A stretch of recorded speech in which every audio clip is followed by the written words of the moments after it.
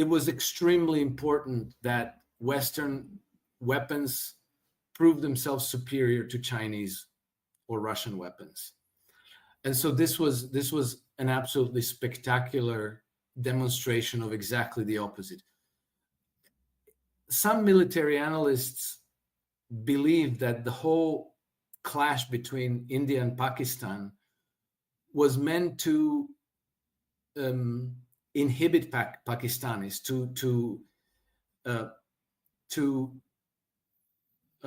intimidate them from taking an overly supportive role of towards Iran, because Pakistan's position, the importance of Pakistan strategically is that they're a Muslim country.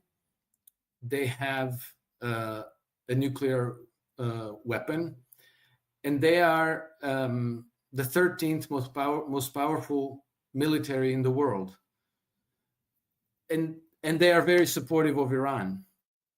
So before going to war with Iran, which was already planned out, was already a done deal, they wanted to intimidate Pakistan from coming out and backing up the Iranians.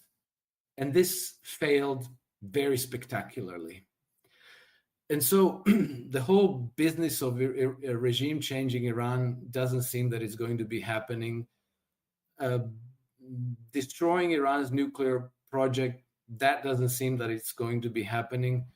So Plan C is, again, trying to partition Iran, to carve off strategic parts of Iran away from the Tehran government.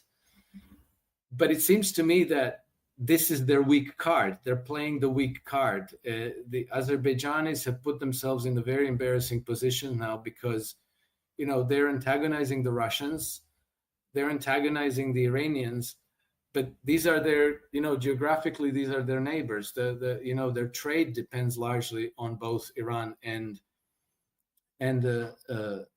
Russia. So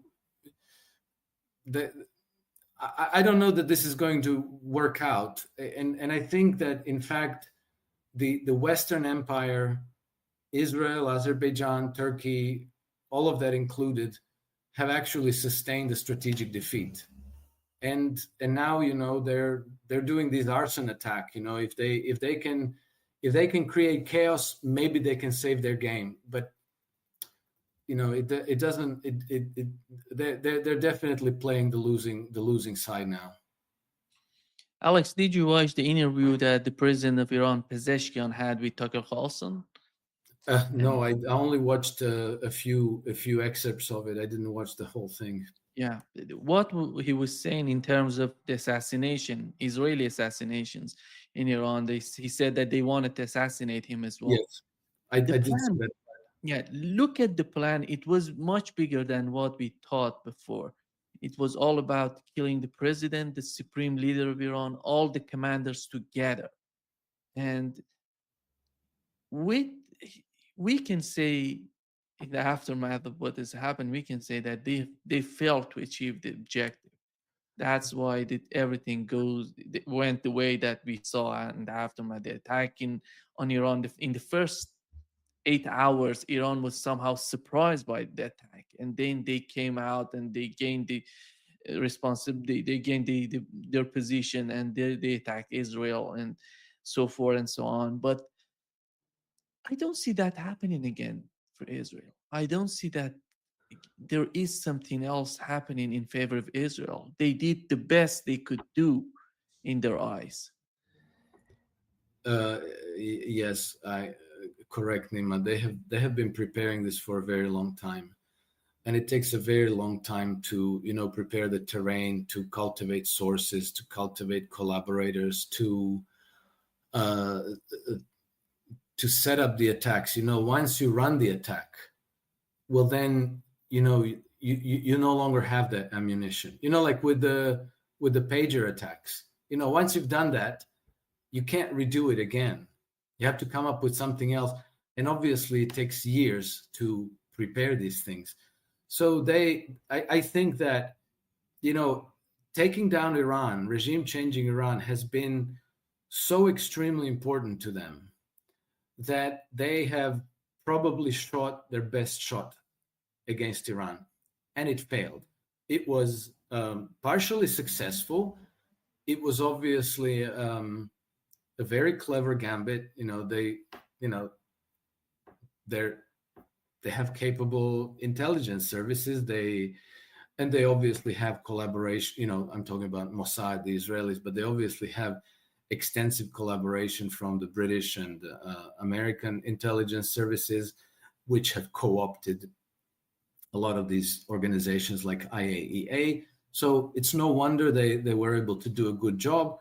But now that they've run that course, Iranians now understand, and so they've eliminated a lot of these Mossad, CIA, MI6 networks within their country.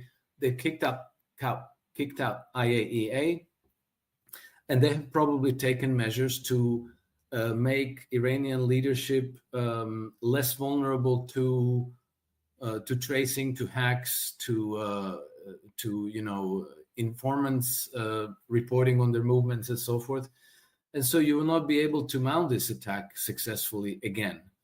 I think that they, obviously the temptation was to try to do as they've done with Hezbollah, to try the kind of regime change operation they successfully ran in Syria, but they failed. And now it's very obvious that they failed. And not only did they fail, they've obviously learned that they're not invulnerable behind their David Sling and Arrow 3 and Iron Dome and all of these systems, because the Iranians managed to hack them.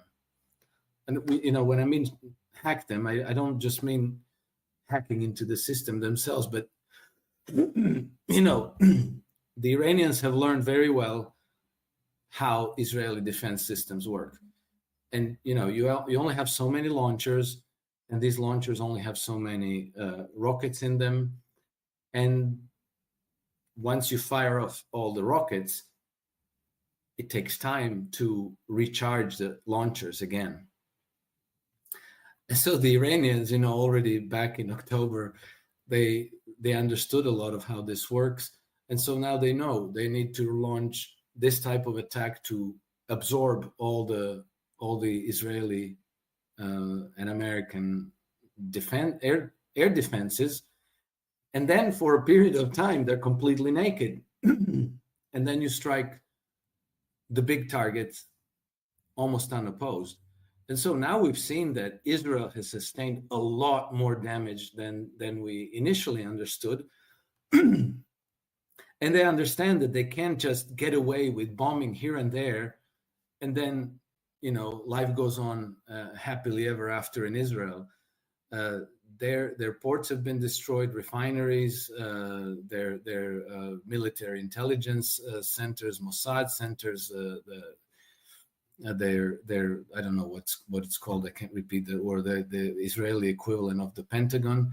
And if they try to launch any kind of an attack against Iran again, the next reprisal will probably be bigger and more intense than what we've seen. Amman. It's called Amman. It's called something like that.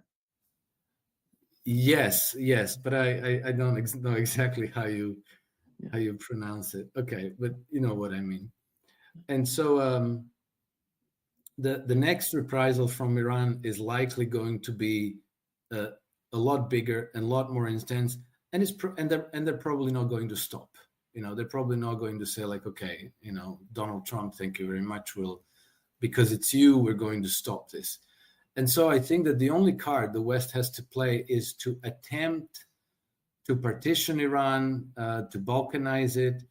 And so therefore, I think that the Iranians now have to be very careful and very vigilant towards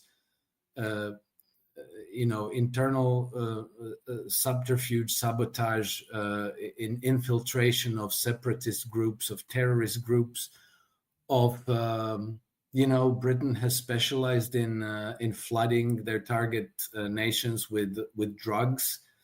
So they have to be careful with respect to an opium war being forced on them. So the game will change, but I think that as time goes by, the West is playing weaker and weaker and weaker hand, and their beachhead in Israel is now so beat up and so weakened that I doubt that it represents a real danger to Iran. Alex, those people who are criticizing Iran to be in Iraq, in Afghanistan, in all these neighboring countries, you have to understand what's going on with Iran and the situation with the recent attack on Iran. We have 12 million undocumented, mostly undocumented immigrants in Iran. You imagine a country with 90 million people having 12 million, mostly undocumented immigrants. How they can create a big network of these terrorists in Iran. And Iran is right now trying to deal with that. But after all, the stability of the way that they have destabilized the region somehow benefited them in these attacks on Iran. And but it doesn't seem that I would argue with this network of immigrants, their Iranian intelligence is just removing them, sending them back, and all of this. And I don't see anything of that sort would happen in the near future. And maybe they have collaborators in Iran within the Iranian society, as you mentioned, these oppositions, but they're minuscule. They're not that much important. They're not that much. They cannot be that much involved as these immigrants were involved in the attacks on Iran.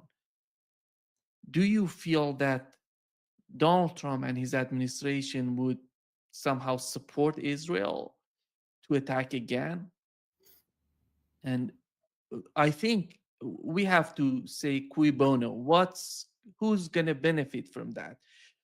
Is Donald Trump going to benefit of a new attack on Iran, an Israeli attack on Iran?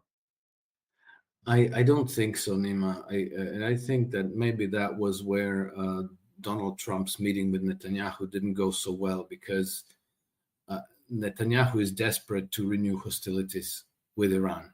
Any hostility, now they're going to be launching a ground operation into Lebanon, because Netanyahu can't really stay in power unless he's fighting a war somewhere. And not only do they want to give it another go against Iran, they want to also go to war against Pakistan. This is another thing that the Israelis are planning. They want to destroy Pakistan's nuclear program. And